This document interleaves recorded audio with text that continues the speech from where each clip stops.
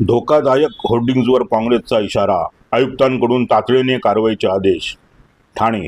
वादळी वाऱ्यावर मुसळधार पावसाच्या पार्श्वभूमीवर नागरिकांच्या जीवितास धोका नरू शकणाऱ्या धोकादायक होर्डिंग्जबाबत ठाणे शहर जिल्हा काँग्रेस कमिटीने पुढाकार घेत महापालिका आयुक्तांकडे तातडीच्या प्रतिबंधात्मक उपाययोजनांची मागणी केली. या निवेदनाची आयुक्तांनी तातडीने दखल घेत संबंधित जाहिरात विभागाला आवश्यक कारवाई करण्याचे आदेश दिले.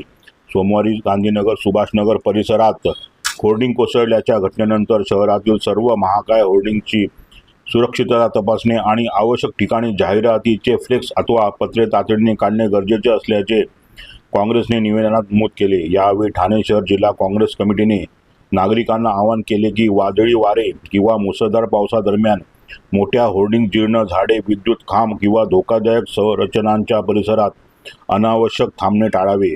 अशा कोणत्याही धोकादायक होर्डिंगची माहिती तात्काळ महापालिकेला द्यावी, जेणेकरून संभाव्य अपघात टाळता येतील.